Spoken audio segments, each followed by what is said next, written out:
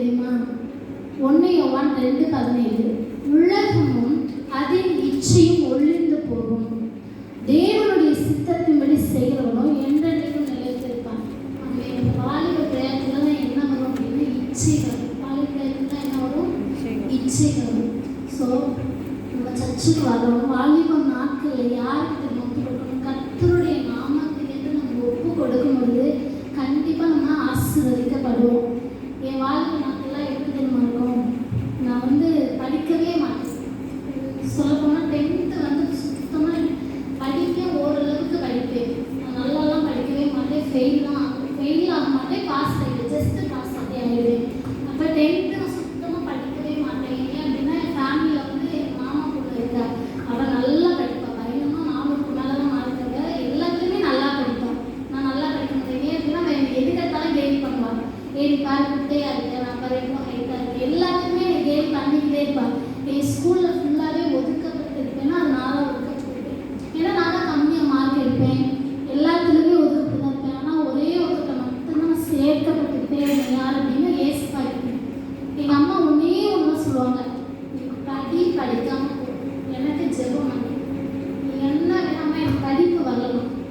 படிப்பு வராதனால என்னத்தையாவது ஒன்று எழுது. எங்கள் அப்பா இப்படி தான் கேட்குவாங்க, ப்ளீஸ் எதையாவது எனக்கு பாஸ் பண்ணி செய்யலாம். நான் அழுதுகிட்டே இருக்கேன், நான் படிக்கவே மாட்டேன் அப்படின்னு தான் சொல்லுவேன். ஏன் அப்படின்னா 10th எனக்கு நல்லா வராது. நான் நீங்கள் எனக்கு படிக்க சொன்னீங்கன்னா நான் செத்துருவேன். இப்படி தான் சொன்னேன். படிக்க சொன்னீங்கன்னா கண்டிப்பாக நான் செத்துருவேன். அப்போ எங்கள் அம்மா உடனே பாசமாக ஃபோன் அடிச்சு இந்த மாதிரி படிக்க மாட்டேன்னு சொல்லிட்டு செத்துருவேன்னு சொல்லி இல்லை எங்கேயாவது பேசி கன்வின்ஸ் பண்ணுங்க, நான் ப்ரே பண்ணணும்னு சொல்லிட்டு ப்ரே பண்ணுவேன். ஸோ ப்ரே பண்ணிகிட்டே இருக்காங்க. எனக்கு எப்படியோ எக்ஸாம் எப்படி எழுதுனேன்னே தெரில எனக்கே. ஆனால் 350 மார்க் எடுத்துட்டேன். எப்படி எடுத்தேன்னே தெரில. ஆனால் எங்கள் மாமா கூட 400 மேலே நீப்பாரு கம்மியாக எடுத்துருக்கேன், எல்லாத்துலேயுமே போட்டி பொறாமை இருக்கும்ல, அந்த மாதிரி கேள்வி பண்ணிட்டேன். ஸோ 350 எடுத்துட்டேன். +1 +2 நான் கேட்குற ஒரு குரூப்பு பார்த்தீங்கன்னா அக்கௌண்ட்ஸு கம்ப்யூட்டர் கேட்டேன். ஏன்னா நம்ம அதில் போயிட்டு பிஎஸ்சி எம்பிஏ அந்த மாதிரி முடிப்போம் அப்படின்ட்டு நான் ஒரு தாட்டு. எனக்கு இதில் பாஸ் ஆனதே பெருசாக நான் என்னுடைய நினைப்பு என்னது பிஎஸ்சி எம்பிஏ முடிப்போம் அப்படின்னு. அப்போ நான் ஏசப்பா அவங்க சுத்தமான எனக்கு கிடைக்குன்னு சொல்லி அவர் என்ன பண்ணார் அப்படின்னா மேக்ஸில் நான் 89 சம்திங் 85 நினைக்கிறேன் 10th. அப்போ நீ மேக்ஸ் நல்ல மார்க் எடுத்து நீ ஃபஸ்ட்டு குரூப் தான் தருவேன்னு சொல்லி சார் சொல்லுவார். என்னை விட கூட மார்க் எடுத்தவங்களுக்குலாம் கேட்டோன்னு கொடுக்குறாரு அக்கௌண்ட்ஸு கம்ப்யூட்டர் சயின்ஸு. ஆனால் எனக்கு கொடுக்கவே மாட்டேங்கிறாரு. பயோ மேக்ஸ் தான் கொடுப்பேன் அப்படின்னு நிற்கிறாரு. நானும் எங்கள் அம்மா கூப்பிட்டு போகிறேன், எங்கள் அப்பா கூப்பிட்டு போகிறேன், தெரிஞ்சவங்களை கூப்பிட்டு போகிறேன். எனக்கு கேட்டால் எழுதி அனுப்பிட்டோன்றாரு. சரி எனக்கு பயோ மேக்ஸ் வேணாம் சார், நீங்கள் இவ்வளோ கட்டாயப்படுத்தினா என்னை விட கூட மார்க் எடுத்துக்கலாம் கேட்டு கெஞ்சுதுங்க பயோ மேக்ஸ். ஆனால் எனக்கு கொடுக்க மாட்டேன், அக்கௌண்ட்ஸை கொடுக்க மாட்டேன். இது என்ன சம்மந்தமே இல்லாமல் எனக்கு மட்டும் இப்படி பண்ணுறாருன்னு போய் அழுகிறப்ப நிற்கிறேன் சார், வேணாம் சார் அப்படின்னு. ஆனால் எனக்கு இதுதான் கொடுப்பேன். அப்போ நான் சொன்னேன் சார் மேக்ஸ் கம்ப்யூட்டர் கொடுங்க சார், இது வேணாம் பயோ மேக்ஸ் எனக்கு சயின்ஸே வராது சார் அப்படின்றது. அதவே அவனுக்கு மாற்றி தரேன், ஆனால் அப்போ அக்கௌண்ட்ஸ் தர மாட்டேன் அப்படின்னு. ஏன் அப்படி சொன்னாலே எனக்கு தெரியல. அப்போ நான் ஏசப்பட சித்தத்துக்கு ஒப்பு கொடுத்து ப்ரே பண்ணி வச்சுட்டேன். அதை எடுத்தேன். +2 படிக்கும்போது ரொம்ப முடியாமல் இருந்தேன். தலை சுற்றிட்டே முடியாது, நிற்க முடியாது, உட்காரவே முடியாது. படுத்த படுக்கையில் மட்டும்தான் இருக்கேன். சின்ன வயசு நான் பிறக்கிறதுக்கு முன்னாடியே எங்கள் அம்மா கன்வெர்ட் ஆகிட்டாங்க, ரட்சிக்கப்பட்டாங்க. எங்கள் கிறிஸ்துக்குள்ளேயே தான் வளர்த்தாங்க. எங்கள் அப்பா ரட்சிக்கப்படவே இல்லை. எங்கள் அப்பா டெய்லி கட்டாயம் பட்டை எடுக்காமல் போகவே மாட்டாங்க வேலைக்கு.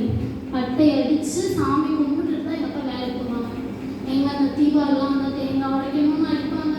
எங்கள் அம்மாவெல்லாம் அப்படியே கழுத்தோடு பிடிச்சி எங்கள் அப்பா போய் தூக்கிடுவாங்க செவத்தோட. ஏசு முடியாது. கரெக்டாக எங்கள் அப்பா வேலைக்கு வரும்போது எங்கள் அம்மா பாத்ரூமில் ஒளிஞ்சிருந்து ப்ரே பண்ணுவாங்க ஏசு பாட்டு. அப்போ எங்கள் அப்பா பின்னாடி சப்புன்னு ஒரு அடியை போடுவாங்க, பயங்கரமாக பண்ணுவாங்க. ஆனால் எங்கள் அப்பா செம்ம டைப்பு. என்னை மட்டும் அடிக்கவே மாட்டாங்க. எங்கள் அண்ணன் அடிப்பாங்க, எங்கள் அம்மா அடிப்பாங்க. என்னை மட்டும் எங்கள் அப்பா அடிக்க மாட்டாங்க. ஏன்னா எங்கள் அப்பாவுக்கு என்னை ரொம்ப பிடிக்கும் அப்படின்னாலும் என்னை அடிக்க மாட்டாங்க. நான் என்ன பண்ணால் பேசாமல் இருக்கேன். ஆனால் நைஸாக எங்கள் அப்பாவோட கோயிலுக்கு போவேன். எங்கள் அப்பா என்னை கூப்பிட்டு போயிடுவாங்க. அங்கே போய் நான் ஏசப்பா மட்டும் எங்கள் அம்மா கும்பிட்டுக்க அப்படின்ட்டுருவாங்க. அப்படி பல்ல போராட்டம். எங்கள் அப்பா ரட்சிக்கப்படுவாங்களாமே தெரியல. பைபிள்லாம் எங்கள் அப்பா கிழிச்சு எரிச்சு விட்டுருக்காங்க பயங்கரமாக. எத்தனை பைபிள் வச்சாலும் எங்களை எரிச்சு கிழிச்சுட்டாங்க. அதனால எங்கள் அம்மா புதுசாக வாங்கி வைப்பாங்க. நீ எந்த பஸ்ஸுக்கு நீ சர்ச்சுக்கு போவியோ அதே பஸ்ஸுக்கு முன்னாடி நான் நிற்பேன். எங்கள் அப்பா நிற்பாங்க.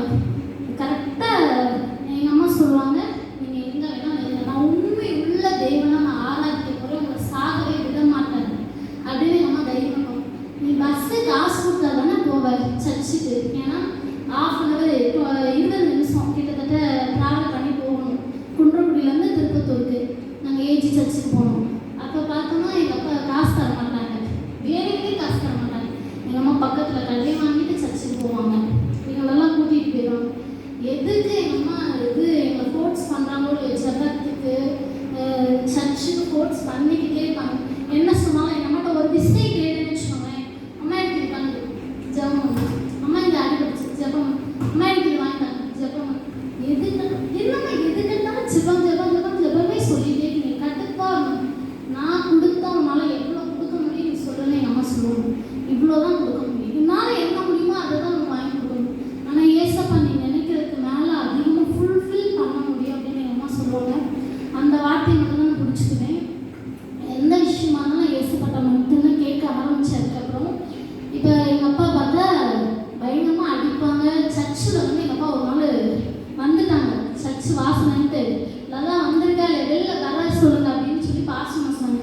பாசமாக போய் எங்கள் அம்மா பாத்ரூம்க்கு ஒழிச்சு வச்சுட்டு வந்தாங்க. எங்கள் அப்பா வரல அப்படின்னு சொல்லியாச்சு. எங்கள் அம்மா என்ன பண்ணுவாங்க, இங்கேருந்து போகும்போது பொட்டு வச்சுருவாங்க, உள்ளே போய்ட்டு எடுத்துருவாங்க. பயங்கர எப்படி சொல்ல முடியாத அளவுக்கு எங்கள் அப்பா எதுவும் வாங்கி போட மாட்டாங்க. ஏதாவது முடியல எங்களுக்கு ஏச மாட்டாங்க, தான் முடியல. எதுக்கு எடுத்தாலும் ஏசுனே எங்கள் அப்பா போட்டு எங்கள் அம்மா அடிக்கிறது அவ்வளோ எல்லாத்துலேயும். ஆனால் எங்கள் அம்மா ஒரே ஒரு ஏசப்பா மட்டும்தான் வச்சுட்டாங்க. எங்கள் மாமா பார்த்தீங்கன்னா எனக்கு 7 தாய் மாமா, எங்கள் அம்மாவுக்கு 11வது பிள்ளை. எங்கள் அம்மா லாஸ்ட்டு கடைக்குட்டி. எங்கள் அம்மா எல்லாருக்குமே ரொம்ப பிடிக்கும். ஆனால் ஒரே ஒரு விஷயத்தில் மட்டும் எங்கள் அம்மா பிடிக்கவே பிடிக்காது. எங்கள் அம்மா நல்ல டைப்பு. எங்கள் அம்மா பார்த்தீங்கன்னா யார் என்ன சொன்னாலும் சின்ன பிள்ளை நல்ல விஷயம் சொன்னால் கூட எங்கள் அம்மா ஏற்றுக்குவாங்க. எல்லாருக்குமே நல்லா ஹெல்ப் பண்ணுவாங்க போனோன்னா. அதனால் எங்கள் அம்மாவை பிடிக்காத ஆளே இல்லை, எல்லாமே பிடிக்கும். ஆனால் ஏசு மட்டும் கும்பிட்றான்னு சொல்லி எங்கள் குடும்பம் ஃபுல்லாகவே எங்களை வெறுக்க ஆரம்பிச்சுங்க. எங்கள் சின்ன மாமா தான் எங்களுக்கு ஃபுல் சப்போர்ட்டிவ். எங்கள் சின்ன மாமா லாஸ்ட்